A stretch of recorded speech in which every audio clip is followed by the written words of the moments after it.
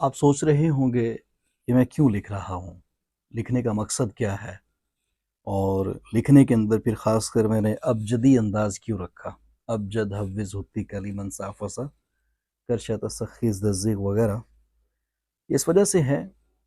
कि बस औक़ात हमारे पास ऐसे बच्चे होते हैं जो 5वीं क्लास तक अपनी तहरीर पर तवज्जो नहीं दे पाते, जिसकी वजह से छठी क्लास से आगे ता हयात उनकी लिखाई पर कोई ख़ास असर नहीं पड़ता, तवज्जो ना देने की वजह से। हालाँकि होना ये चाहिए कि बच्चा जब 3 क्लास तक आ जाए तो उसकी लिखाई ऐसे हो जैसे आजकल मैट्रिक एफ़ए के बच्चों की होती है, ताकि वो आगे जो है ना अपनी लिखाई के हवाले से एहसास कमतरी और शर्मिंदगी का शिकार ना रहे। मैंने अभी ये लिखी है अलिफ बा जीम दाल वग़ैरह इल्म अबजद के एतबार से, तो वैसे लिख दिया। तो लिखने का मकसद ये है कि बड़ी उम्र तक भी इंसान अगर कोशिश करे तो इस तरह खूबसूरत अंदाज में लिख सकता है वो, और ख़ासकर जगह छोड़कर नीचे अलिफ के नीचे अलिफ, बा के नीचे बा, जीम के नीचे जीम वगैरह,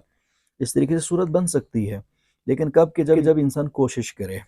तो ये तो मेरा अंदाज़ था, लेकिन मैं कहूँगा ऐसे बच्चे जो छठी से लेकर 10वीं तक हैं या 10वीं से लेकर आगे क्लासेस तक हैं और उन्हें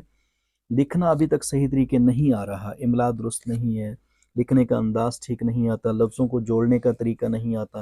हुरूफ को मुफ़रत अंदाज में लिखने का तरीका नहीं आता, मुरक्कब अंदाज में कैसे लिखे जाते हैं वो भी पता नहीं है। बाज़ हुरूफ के सिरे लिखे जाते हैं और बाज़ का धड़ छोड़ दिया जाता है, बाज़ का धड़ जो है ना वो गोल अंदाज में लिखा जाता है, बाज़ में सिर्फ नुक्ते बदलने से जो है उसकी शक्ल बदल जाती है, हर्फ की हैत बदल जाती है। तो छोटे-छोटे जुमले जो है ना वो इंसान लिखता जाए, तो यूँ करके उसकी इमला, उसकी लिखाई, तहरीर के अंदर काफ़ी फ़र्क आ सकता है।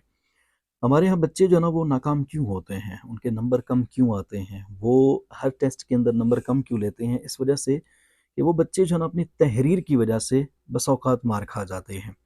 क्लास के अंदर अगर 25 बच्चे हैं या 22 बच्चे हैं या 23 बच्चे हैं, तो ऐसे बच्चे जो है ना वो उनमें से आप देखेंगे 4 से 6 बच्चों की लिखाई अच्छी या 8 बच्चों की, बाकी 12-15 बच्चे वो लिखाई की वजह से नंबर कम मिलते हैं या कटिंग करते हैं, बार-बार रिमूवर का इस्तेमाल करते हैं, जिसकी वजह से चेकर को, उस्ताद साहब को जो है ना परेशानी होती है, तो कटिंग के नंबर जो है ना वो काट लेते हैं। इसी वजह से जो है ना कभी-कभी लफ्ज़ की इमला दुरुस्त नहीं होती, कभी नुक्ता नहीं डालते तो कभी सीन को मुख्तलिफ अंदाज में लिखते हैं, कभी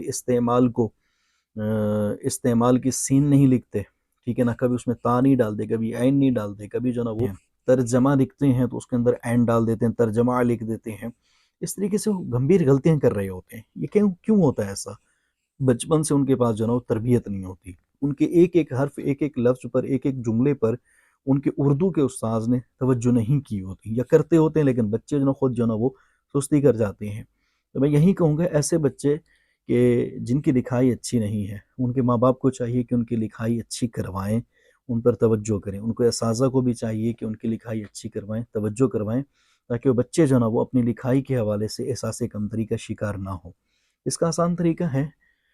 हर शहर में तकरीबन पेंटर जो ना वो मिल जाते हैं। आजकल वैसे पेनाफ्लेक्स का दौर है, जदीद दौर है, जिसकी वजह से पेंटर का भी दौर, मेरे में ख़त्तात जो होते हैं हमारे, क्या दौर था, ख़त्ताती सीखते थे, तख्ती के ऊपर लिखा करते थे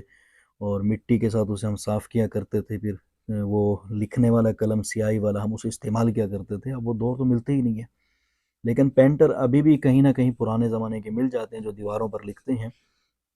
वरना पेनाफ्लेक्स आए हुए हैं, हर जगह पे पेनाफ्लेक्स चिपके हुए होते हैं। पेंटर को ढूँढें, आप वाले साहब हैं या आप स्कूल के प्रिंसिपल हैं, आपके पास 500-300 की तादाद है, आप बच्चों के लिए एक पेंटर का इंतज़ाम करें और बच्चे को लिखाई अच्छी करने के लिए पेंटर की सहूलत दें, ख़त्तात की सहूलत दें। आप शहर के किसी भी पेंटर से बात करें कि हमारे बच्चों को हफ़्ते में 5 दिन आकर आधा घंटा या 40 मिनट का एक पीरियड देना है, जिसमें आपने सिर्फ़ उन्हें उर्दू लिखना सिखानी है।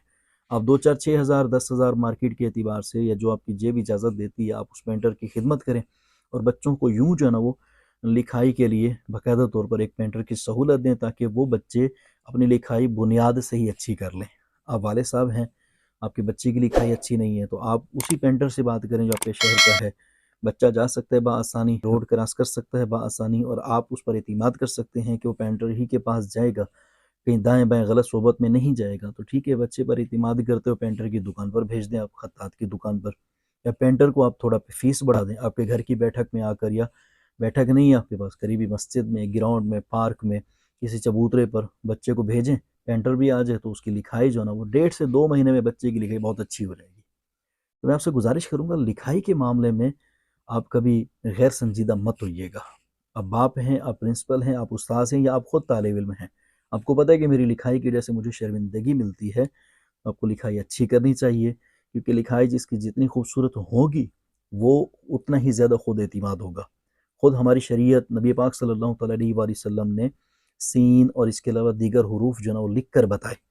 اور بتائے کہ اس طریقے سے لکھا جاتا ہے، باقاعدہ طور پر یہ عبارتیں ملتی ہیں۔ تو اسی وجہ سے کوشش کریں کہ الفاظ جو ہے نا وہ رسم الخط اچھے میں ہوں اور اس طریقے سے ہوں کہ خود بھی بعد 4-6 سال بعد نکالیں الماری سے تو اپنی لکھائی سمجھ میں بھی آ جائے، پڑھنے میں بھی آ جائے۔ تو لکھائی اپنی اچھی ہونی چاہیے، اور سامنے والے کو جب دیں وہ پیپر ہو یا مطلب کتاب پر یا رجسٹر پر کاپی پر ہوم ورک ہو، کچھ بھی ہو، تو سامنے والے کو دیکھتے ہوئے پڑھتے ہوئے چیک کرتے ہوئے مزہ بھی آئے۔ تو اپنی لکھائی کو بہتر کریں تاکہ آپ کے اندر خود اعتمادی آئے، اور آپ کی اس لکھائی کی وجہ سے